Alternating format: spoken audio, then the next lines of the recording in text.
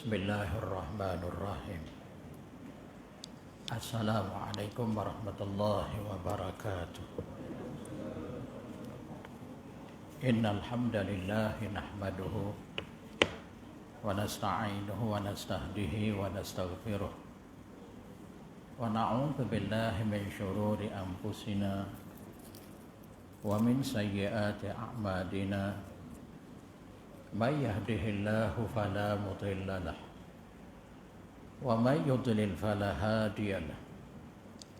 Asyhadu an la ilaha illallah wahdahu la syarika lahu wa asyhadu anna Muhammadan abduhu wa rasuluh. Allahumma shalli wa sallim wa barik ala hadzal nabiyil karim wa ala alihi wa ashabihi wa man tabi'ahu wa nasarahu ila yaumiddin. Rabbi syrah li sadri wa yassir li amri wahlul 'uqdatam min lisani yafqahu qawli, amma ba'd. Yang dihormati lagi dikasihi saudara pengurusi, Tuan Imam, saudara yang menganjurkan pengajian kita pada malam yang berbahagia ini, ahli-ahli jawatan kuasa, seterusnya muslimin muslimat, hadirin hadirat, tuan-tuan dan puan-puan, para jemaah, anak-anak yang dikasihi sekalian. Syukur alhamdulillah kita masih lagi berada di permukaan bumi Allah. Allah masih memberi kesempatan ketika berada di permukaan buminya agar kita dapat memperbaiki diri. Kita dapat menambah keimanan, ketakwaan, amal saleh. Dan jangan kita sia-siakan kehidupan, umur, masa ketika kita berada di permukaan buminya, waktu-waktu yang kita lalui pagi, tengah hari, petang, malam. Kerana setiap perbuatan, setiap perkataan, sama ada hubung kait kita dengan Allah atau hubung kait kita sesama makhluk, semuanya akan diberi pengadilan, akan diberi pembalasan dengan seadil-adilnya oleh Allah besok di hari akhirat. Nah, sebab itu kita jangan lupa alfa dan lalai, ya, kewajipan, tanggungjawab, responsibility yang utama. Baik tuan-tuan, ibu-ibu yang dikasihi sekalian, kita masih lagi membicarakan tafsir Amrul Athir, karangan almarhum Al-Ustaz Ahmad Sun Haji Muhammad. Kita memilih tafsir surah Asy-Syu'ara, ya, bukan secara keseluruhan. Kita memilih ayat yang ke-88 dan juga ayat yang ke-89. Surah Asy-Syu'ara juz yang ke-19. Ya, seperti mana yang telah kita sedia maklum, Al-Quran ada 30 juz, 114 surah, 6236 ayat. Bermaksud Al-Quran ini hanya turun di dua tempat. Pertama di Makkatul Mukarramah. Ayat-ayat yang turun di Makkatul Mukarramah dinamakan Makkiyah. Artinya sebelum daripada Nabi berhijrah ke Madinatul Munawwarah. Nah, sebaliknya ayat-ayat yang turun di Madinatul Munawwarah dinamakan Madaniyah. Artinya ayat Quran 30 juz, 114 surah, 6236 ayat hanya turun di dua tempat. Dan berapa lama masa ianya turun? Mengambil masa lebih kurang 23 tahun. Ya, perinciannya 22 tahun, 2 bulan, 22 hari. Lebih kurang secara mudah kita nak ingat 23 tahun. Ada ayat-ayat Allah turun ni bersebab. Ada juga ayat-ayatnya turun tanpa sebab. Ya, bermaksud sebab ni kerana pertanyaan di kalangan kufar Quraisy Makkah. Pertanyaan orang-orang yang berada di Madinah. Maka asbab pertanyaan tersebut turun ayat. Ya, sempena dengan bagian-bagian persoalan pertanyaan maka turun ayat. Nah, dalam kajian ilmu usul tafsir dinamakan asbabun nuzul. Kalau Quran turun sebabnya bagian-bagian namanya asbabun nuzul. Nah, ada pun hadis-hadis Nabi, ada ketikanya Nabi bercakap. Nabi mengerjakan sesuatu perbuatan yang berunsurkan keagamaan. Itu kan hadis Nabi. Bila ditanya oleh para sahabat mengapa dan kenapa, langsung Nabi pun jawab bagian-bagian. Kalau hadis dinamakan asbabul wurud. Ya, perbezaan Quran asbabun nuzul, hadis asbabul wurud. Baik. Dan sama juga hakikatnya hadis ni, ada ketikanya turun bersebab, ada ketikanya tidak turun bersebab. Nabi saja bercakap bagian-bagian, Nabi mengerjakan bagian-bagian bentuk keagamaan. Tidak ada pertanyaan di kalangan sahabat hadis. Ya, sama macam Quran. Ada ketikanya ayat-ayat turun tanpa asbab. Baik. Kembali kepada surah Asy-Syu'ara, apa maksud? Apa makna, apa terjemahan Asy-Syu'ara? Terjemahan dalam bahasa Melayu, bahasa kita penyair-penyair.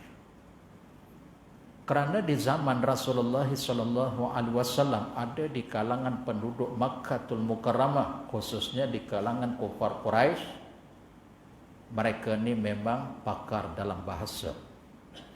Cakap-cakap mereka itu ada yang macam kinayah, ya, perumpamaan, kiasan, ya, mengikut kecerdikan masing-masing. Dan mereka salah guna, kufar Quraisy, walaupun dia bijak, dia cerdik dalam mengolah bahasa, tapi dia memperlekeh, dia memperhina, dia memperkondem agama Allah, agama Islam, Nabi, keturunan Nabi. Begitu juga orang-orang Islam yang bersama dengan Nabi, dia olah bahasa-bahasa kasar, kesat, makai hamun, cercaan. Maka bila begitu keadaannya, datang beberapa penyair di kalangan orang Islam, di kalangan para sahabat yang masyhur, yang memperbetulkan, yang mempertahankan Nabi, Islam dan keturunan nasab Nabi. Begitu juga orang-orang Islam yang bersama dengan Nabi. Nah, siapakah mereka itu penyair di zaman Nabi yang masyhur dicatat dalam sejarah? Ada 3. Mereka ini di kalangan orang Ansar, pribumi Madinah daripada kabilah Hazraj.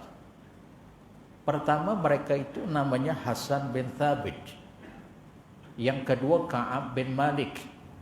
Kemudian yang ketiga, Abdullah bin Rawahah. Ini penyair-penyair di zaman Nabi yang mempertahankan Nabi, Islam, mempertahankan kebenaran. Ya, bila ada yang membatilkan Islam, ada yang mencemuh, mencerca, maka Allah datangkan ada orang Islam yang akan mempertahankannya. Dan yang mempertahankan Islam, oleh kerana Islam ni agama benar, agama adil, agama yang boleh membawa kebaikan dunia dan akhirat kelak, maka Islam adalah benar. Islam dapat membatalkan kebatilan. Benar seperti mana firman Allah Ta'ala dalam surah Al-Isra. Kan Allah sebut juzuk yang ke-15 ayat 81, wa qul ja'al haqq wa zahaqal batil innal batila kana zahuqa. Bila datang wa qul ja'al haqq, datang kebenaran, al-haq. Al-haq dalam bahasa Arab itu sesuatu yang benar, yang tidak boleh disanggah. Yang bila sebut benar je, Islam ni kita tak boleh fikir lagi. Kita jangan lagi bertangguh, nanti dulu, nak kaji dulu sejauh mana kebenar, tak perlu. Itu dalam bahasa Arab, al-haq itu 100%. Ya, bila sebut wa qul ja'al haq, oh Islam, agama benar, perkataan, perbuatan, akidahnya, ibadahnya, sebut dia Islam, al-haq. Kita tak perlu bertangguh, nanti ambil masa dulu nak kaji betul ke tak betul, tak perlu. Nah, bila sebut perkataan hak, Allah yang berfirman tadi, wa qul ja'al haq, katakanlah Muhammad, apabila telah datang kebenaran, wa zahaqal batil, pasti akan binasa, akan berlalu kebatilan. Yang hak datang, yang batil akan berlalu, yang batil akan terhapus, terhakis. Pasal yang batil dia tidak boleh bertahan lama. Tetapi al-haq tu walaupun mungkin peringkat awal dia tak terselah, tapi bila dia telah menafikan yang batil, maka tenggelam, lenyap, binasa. Nah, Allah menjelaskan secara terperinci sesudah daripada ayat itu. Waqul ja'al haqqu wa zahaqal batil. Kemudian Allah sebut innal batila kana zahuqa. Sesungguhnya yang batil itu pasti akan hancur, luluh, binasa. Begitulah fitrah manusia juga, katalah dia bukan menganut agama Islam, agama fitrah. Fitrah naluri manusia. Kita jangan kaji Islam, tak apalah dia agama Yahudi kah, Majusi kah, Kristian kah. Dia bukan beragama Islam, dia juga boleh memikirkan yang benar dan dia mesti bersetuju yang benar. Dia tak akan bersetuju, tidak akan bersekongkol dengan kebatilan. Itu naluri fitrah. Mesti manusia begitu sikap dan sifatnya walaupun dia bukan Islam. Ya, tapi dari sudut pemikiran manusia dia boleh fikir, oh ni perkara baik. Saya sebut baik ni tak ada kaitan dengan Islam. Saya sebut perkara ni buruk tak ada kaitan dengan Islam, tak ada. Sebagai contoh yang paling mudah, arak. Betul, kita tak menafikan agama membenarkan. Dia membenarkan, membolehkan dengan buruknya baik dua perkara yang berbeza. Faham tak? Betul, mungkin ada agama yang membenarkan penganutnya meminum arak, tapi hakikat realitinya kita tanya kepada semua manusia, jangan pasal Islam. Arak ni bila minum berlebihan, mabuk, hilang pemikiran secara sempurna, pemikiran yang waras, tubuh badan juga akan merasa tidak selesa, tidak sehat. Nah, apa pandangan kamu tentang arak? Minum secara berlebih-lebihan, pemikiran kita jadi tak karuan, hilang akal. Jasad, fizikal terkesan dengan akal tadi. Minum berlebihan jadi tak karuan. Apa pandangan kamu? Jangan tanya Islam. Pasti semua manusia akan jawab, betul. Walaupun agama kami membenarkan arak, tapi hakikatnya arak itu membinasakan. Pasti. Pasal begitulah fitrah, naluri. Semula jadi alam Allah ciptakan begitu. Semua manusia memandang yang keburukan itu tetap buruk. Contoh yang lain, tak apalah, mungkin arak ni ada agama yang membenarkan, tapi hakikatnya semua tidak menyetujui akan keburukannya. Baik, kita ambil contoh yang lain, yang semua manusia bersetuju. Mencuri, merompak, menyamun, memeras ugut. Tanyalah mana-mana agama, baik ke buruk. Kalau namanya mencuri, merompak, menyamun, memeras ugut, tanyalah mana-mana agama. Pasti mereka akan kata ini perbuatan jahat. Tak boleh ke cari rezeki dengan cara yang baik, cara yang halal. Buat apa nak merompak, menyamun? Buat apa nak peras ugut? Ini sesuatu perkara yang buruk, yang tidak dapat diterima oleh akal pemikiran yang sehat. Kita bukan tanya Islam, tanyalah mana-mana agama. Baik, kita bukan nak cerita bab tu. Nanti kita tak sempat nak huraikan ayat pilihan daripada surah Asy-Syu'ara. Baik.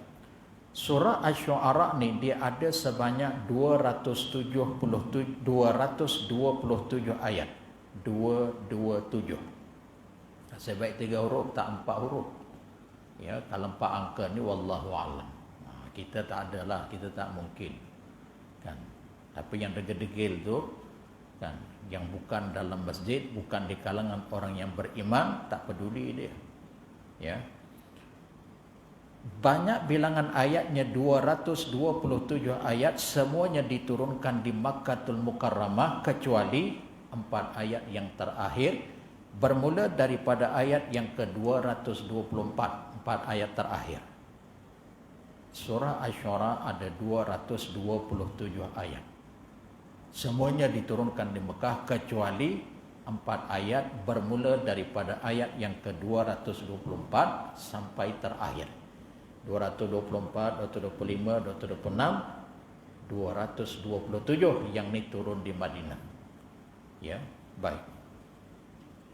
Kita lihat pada ayat yang ke-89. Ayat yang ke-89 Allah berfirman, A'udzubillahi samii'il 'aliim minasyaitonir rajim. Yauma la yanfa'u malun wala banun. Kemudian pada ayat yang ke-89, illa man atallaha biqalbin salim.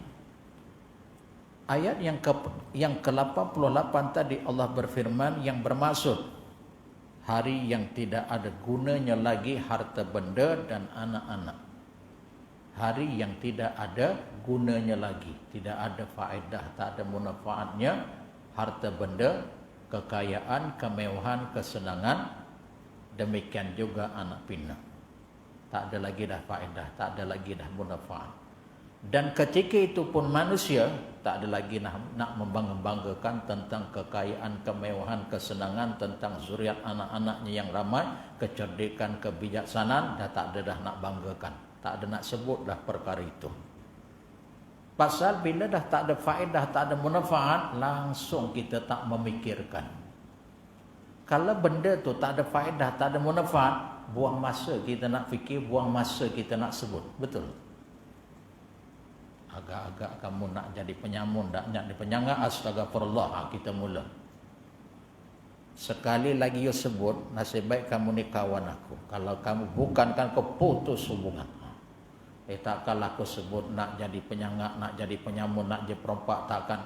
Betul lah, tak ada faedah. Tengok. Orang yang beriman ni, dia akan melihat perkara yang baik itu berfaedah. Perkara yang buruk itu tak ada faedah. Orang ajak kita pun, nasib baik kamu kawan aku. Tadi kan dah contoh. Kalau bukan kawan aku tadi, lepas ni kita memang putus lah. Ini aku bagi amaran yang terakhir. Tak ada kacan kali kedua, tak ada. Kali kedua lepas ni putus hubungan. Pasal kita memandang apa yang diajar, yang disebut tu tak ada faedah. Itu sikap karakter seorang mukmin dan mukminah. Sebab itu cara pemikiran orang yang beriman ni sangat mudah. Sangat mudah. Dalam Quran Allah sebut sami'na wa ata'na. Prinsip orang yang beriman ni sangat jelas, mudah kami dengar. Dengar apa? Apa yang Allah sebut dalam Quran? Dengar. Apa yang Allah sebut dalam Quran? Banyak yang Allah sebut. Halal, haram, ma'ruf, mungkar. Ini perkara yang diperintah, ini ditegah. Itu yang Allah sebut. Kemudian Allah cerita perkara-perkara ghaibiyat, cerita bab syurga, bab cerita bab neraka. Syurga penuh dengan nikmat, neraka penuh dengan azab. Banyak Allah cerita dalam Quran. Nah, sikap, sifat, karakter seorang mukmin, sami'na, dengar. Dan bila sebut kalimah sami'na dalam bahasa Arab, dia mendengar dengan maksud mengambil perhatian. Dia bukan mendengar sambil lewat, bukan. Ya, kalimah Arab ni dia lain, dia unik. Sami'na dalam bahasa Arab dengar, maksudnya dengar betul-betul. Kita orang Melayu bila sebut dengar ni, mesti pemahaman kita, dia tu dengar tapi macam tak dengar je. Dengar dia tu tapi macam tak dengar. Maksudnya apa? Tak serius. Dia dah dengar lebih kurang je. Tapi kalimah Arab sami'na dia bukan begitu. Bila sebut dengar tu, dengar betul-betul. Wa ata'na, habis. Checkpoint. Wa ata'na tu ta'at. Bila ta'at tu khalis. Miyah fil miyah. Itu kalau dalam bahasa Arab 100%. Dengar tadi dah serius, tak main-main, dengar betul-betul. Wa ata'na, dan kami taat. Taat ni maksudnya bukan setakat mengangguk. Yes, bukan setakat tu, tapi mempraktikalkan. Betul lah, kalau Allah cerita perkara gaib, macam mana kita nak praktikalkan? Syurga itu adalah nikmat. Betul. Dengar betul. Taat betul, tapi kita nak praktik, kita tak boleh. Pasal itu sekadar ayat cerita mengesahkan. Kita cuma diarahkan, diperintahkan sekadar meyakini 100%. Nak praktikal tak boleh, betul. Neraka penuh dengan keperbaikan, azab sangat dahsyat, pedih, ya Allahu Akbar. Dengar betul-betul, taat betul. Mengesahkan, mengiyakan, mengimani, okey. Tapi kalau perintah Allah dan tegahannya, kita perlu mempraktikalkan tegahannya dan perintahnya, dia ada dua-dua. Perintah Allah ni pertama wajib, yang ni no choice. Sami'na wa ta'na, taat dia kena praktikal. Kalau hukumnya wajib, dia tak ada pilihan. Kemudian yang kedua, perintah Allah sunat. Yang hukum sunat ni baru dia ada choice. Kalau yang wajib ni secara sempurna dia kena buat. Dia tak boleh half and half. Half of half, sebahagian dia tak boleh. Secara sempurna yang wajib. Tetapi yang sunat ni, ya perintah Allah ada choice. Bezanya dengan wajib buat berpahala, meninggalkan tak berdosa. Beza yang wajib buat berpahala, meninggalkan berdosa. Tak ada pilihan. Yang sunat ni, oleh kerana hakikatnya dia macam wajib. Maksudnya, yang sunat ni pun perintah. Cuma bezanya kalau you tak buat pun tak apa, tak berdosa. Tetapi, ada kalimah tetapi. Orang yang beriman, dia akan buat mengikut kadar kemampuannya. Pasal dia tahu, aku ni hamba Allah. Oh, perintah Allah walaupun sunat. Allah letak sunat tu sekadar nak test, nak uji. Faham? Kamu boleh buat ke tidak? Betul lah, kalau you tak buat pun, betul. Aku tak hukum, tak azab. Cuma nak test. Kerana hakikatnya yang sunat tu pun perintah. Faham? Maka sebab itu orang yang beriman walaupun yang sunat tak dapat secara keseluruhan, sebahagian suku sikit-sikit jangan ditinggalkan. Ya, baik, okey. Begitu juga tegahan Allah. Tegahan Allah, larangan Allah pun dua, haram dan makruh.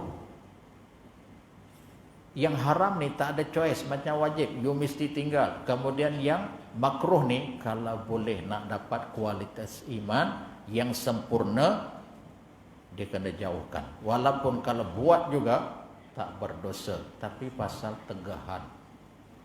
Allah tak suka, kita tinggalkan, dapat kesempurnaan kualitas iman. Baik, tak apa, kita tinggal. Itu prinsip. Sebab itu orang beriman mudah aja, sami'na wa ta'na, habis. Baik, kembali pada ayat yang ke-88. Pada suatu hari, kata dia Allah, la yanfa'u malu wala banun. Harta benda dah tak ada faedah, termasuk anak pinak. Yang dimaksudkan hari itu adalah hari kehidupan kita di padang mahsyar. Kehidupan yang berbeza dengan kehidupan duniawi. Yang kehidupan ketika itu, kita tak ada fikir dah orang lain, kita tak ada fikir apa pun, melainkan kita fikir diri kita dengan Allah. Apa fikir kita dengan Allah? Ya Allah, engkau redha ke, engkau murka ke aku. Ya Allah, engkau mensejahterakan ke aku, atau engkau menempatkan aku tempat yang engkau murka. Ya Allah, apakah aku diganjari dengan pembalasan yang baik, yakni syurgamu, atau aku dibalasi dengan kesengsaraanmu, yakni neraka. Kita tak ada fikir isteri ke, suami ke, anak-anak, harta benda, tak ada. Pasal benda tu masa kehidupan di hari akhirat sedikit pun tidak mendatangkan faedah dan manfaat. Nah, masa bila anak-anak dan harta benda itu manfaat, masa bila tu? Masa hidup. Bila masa hidup? Masa di hari akhirat pun hidup, ya. Tapi hidup di akhirat dengan di dunia berbeza walaupun ada persamaan. Masa bila harta benda bermanfaat, kekayaan, kemewahan, kesenangan, termasuk anak-anak, masa kamu hidup di dunia, full stop. Macam mana kamu nak manfaatkan? Sedekah, infak. Bukan untuk diri kamu dan ahli keluarga kamu, cukup? Tidak. Dan kita jangan menunggu harta ni, aku ni pasal tak kaya je. pasal tak ada lebihan. Jangan gunakan kalimah tak kaya je, tak ada lebihan. Diri kamu dulu, isteri dan anak-anak, sikit lebihan yang telah dimanfaatkan. Harta benda yang lebihan sedikit dimanfaatkan. Ustaz. Sikit itulah yang nak disimpan. Kalau diinfak, dimanfaatkan, disedekah, dibantu orang lain, habislah. Bukan semua. Berapa yang kamu lebih? Bukan semua. Berapa yang kamu lebih? Ada RM100 lebih. Okey, cukup 10. Jangan tidak-tidak. Bukan semua. Tuan-tuan, ibu-ibu yang dirahmati Allah, kita tengok dalam Quran, dalam surah Al-Isra, juzuk yang ke-15. Kan ada ayat Allah sebut, wala taj'al yadaka maghlulah ila unuqika wala tabsudha. Jangan kamu jadikan tangan ni terbelenggu ke tengkuk. Wala taj'al yadaka maghlulah ila unuqika. Jangan, kata dia Allah, dibelenggu ke tengkuk. Maksudnya ada orang minta sedekah. Ini bukan yang tiruan, maksudnya bukan yang tipu-tipu, bukan. Kita pun hari ini pun banyak ni, wallahu a'lam. Bila berhenti je lampu merah, banyak anak-anak. Kita bukan tak simpati. Kok dia dapat, kita bagi dia RM5 contoh. Dia dapat RM1, ejen dapat RM4. Kalau dapat ke dia semua, alhamdulillah. Kesian kita tengok anak-anak kita, betul. Berhenti je di traffic light, anak-anak kita yang lelaki perempuan ketuk tingkap. Kita nak bagi tu macam serba-salah, betul ke tak betul, kok ada sedikit. Dia dapatlah juga, tapi ejen yang dapat banyak, dia dapat sikit. Agaknya begitu kot dekat pam-pam minyak. Jual keropok, ya, jual ke perbagaian. Belilah, tolonglah kami anak yatim, kami sekolah tahfiz. Ya, kita tetap bersimpati, betul. Tak ada kita, apa. Tapi cuma kita meragui betul ke tak betul. Dan maksudnya bukan semua suku. Jangan kamu jadikan tangan terbelenggu. Maksudnya bakhil, kedekut. Dalam hadis dhaif. Hadis ini hadis dhaif. Apa Nabi sebut? Al-bakhilu aduwullah. Orang bakhil ni seteru Allah, musuh Allah. Wah. Bakhil dalam hadis tu hadis dhaif, betul. Hadis ini hadis dhaif. Boleh terima, boleh tak terima. Tapi dia ada syawahid, ada pengkuat yang lebih kurang sama. Bakhil ni bakhil dari segi ilmu, bakhil dari segi bagi pandangan pendapat, bakhil dari sudut harta benda. Bila sebut je tentang kalimah bakhil, aduwullah, seteru Allah, musuh, tahu musuh. Maksudnya Allah tak suka orang bakhil. Bila begitu tegan Allah, jangan kamu jadikan tangan kamu terbelenggu ke tengkuk, wala tabsudha, jangan pula kamu terlalu menghulur. Walaupun ayat ni asbabun nuzul kepada Nabi. Nabi sifatnya sangat pemurah, ya Allahu Akbar. Pemurah Nabi sampai habis. Jadi nak ceritanya Allah tegah, jangan terlalu menghulur, nanti habis. Kita pun nak makan, kita pun ada tanggungjawab, ada kewajipan, betul. Sebab itu kalau kita faham agama, kan Nabi sebut dulu, ibda bima ta'ul. Ibda bima ta'ul, bermula olehmu apa yang kamu tanggung. Bermula dulu. Kemudian ada lebihan, bawalah yang lebihan itu. Sebab pasal apa kita diperintah infak? Hatta kalau boleh, perhatikan baik-baik dalam surah Al-Imran juzuk yang keempat ayat 90 lebih ya. Lan tanalul birra hatta tunfiqu mimma tuhibbun. Allah gunakan kalimat lan tanalul birra, sekali-kali kamu tidak akan mendapat sebarang kebaikan. Lan tanalul birra hatta tunfiqu mimma tuhibbun, sehingga apa yang kamu kasih, apa yang kamu sayang, itu yang kamu infak. Kadang-kala, maaf tuan-tuan ibu-ibu yang dikasih sekalian, orang nak minta sedekah, kita keluar dalam dompet, duit RM1 ada 4 keping. Kita nak bagi sedekah pun kita belik 4 keping. Yang mana yang nak putus 2, yang mana yang terkoyak 3 keping ni elok, yang ni nak putus 2, nah ambil. Astagfirullah. Dari segi nilainya adalah sama, betul. Sampai begitu kita sikap manusia berkira-kira. Nak masuk tabung masjid dibelik dulu, ada 4 keping. 4 lai RM2, mana yang paling buruk, yang paling lusuh, yang ni dimasuk. Boleh tak kita bermula pada malam ni dan seterusnya, tengok duit RM4 mana yang paling baru, yang paling cantik, yang ni dimasuk tabung. Orang nak minta sedekah, betul, kita nak bagi, boleh tak tengok RM4, 4 lai, mana yang duit baru, ini yang baru, ni yang punya, ini dah lusuh, yang baru kita bagi. Pasal kita nak didik kita punya jiwa. Kerana dalam ayat tu Allah sebut lan tanalul birra, kamu sekali-kali tidak akan mendapat sebarang kebaikan melainkan apa yang kamu kasih, apa yang kamu suka, itu yang kamu infak. Memanglah benda baru dengan benda lama, kita mesti kasih benda baru. Duit buruk dengan duit baru kita kasih, kita sayang duit baru, betul? Tak Ustaz, saya sayang dia lama, you jangan nak temberang. Tapi kita nak tarbiyah didik, ambillah duit baru. Pasal nilainya sama. Begitu juga hari Jumaat, kan tabung bergerak. Dia belik tu, dia tengok RM10 ada 4 keping, dia cek, tengok yang paling lusuh itu dia masuk.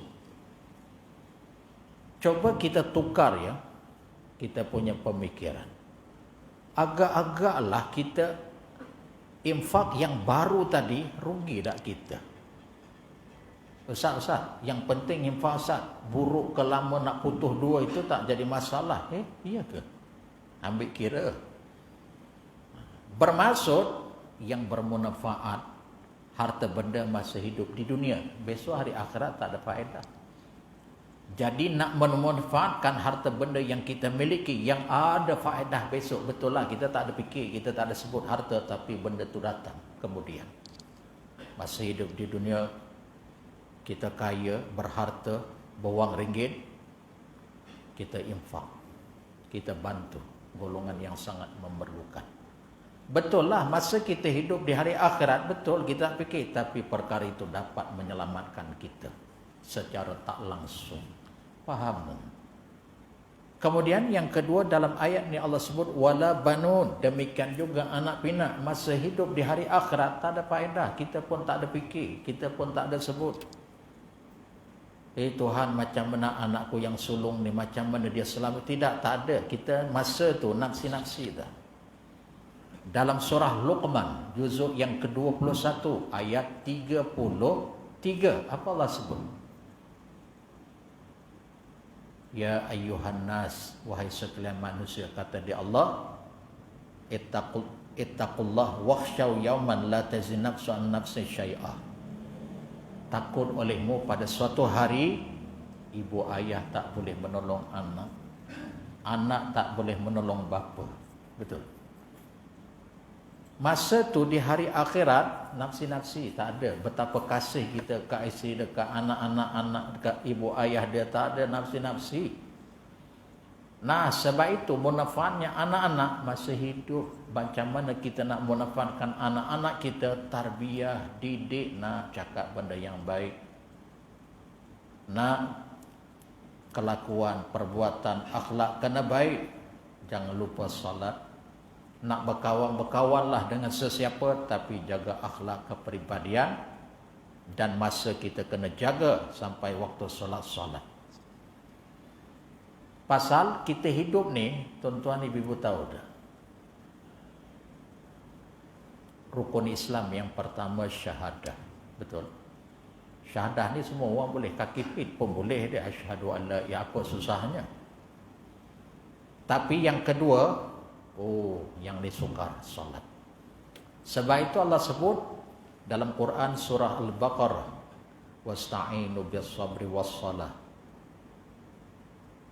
Minta olehmu akan pertolongan dengan kesabaran dan salat. Lalu Allah sebut, wa innaha lakabiratun illa alal khasyin. Sesungguhnya dia adalah amat berat. Sukar, berat tu sukar. Bukan berat apa, sukar, susah. Melainkan ke atas orang-orang yang khusyuk. Hatinya ada perasaan khusyuk, takut kepada Allah. Khusyuk tu dia takut. Hayya 'alas salah, hayya 'alal falah. Azan subuh, as-salatu khairum minan naum. Bangun dia. Pasal perasaan khusyuk dia boleh buat. Tapi kalau orang yang tak ada takut, Allah tak peduli. Nantilah aku bertaubat ke dia. Wallahu a'lam. Tak apalah ya, yang akan datang kita sambung. Di SOP ini bukan boleh banyak-banyak. Ya. Aqulu qawli hadza wa astaghfirullah wa billahi taufiq wal hidayah. Assalamualaikum warahmatullahi wabarakatuh.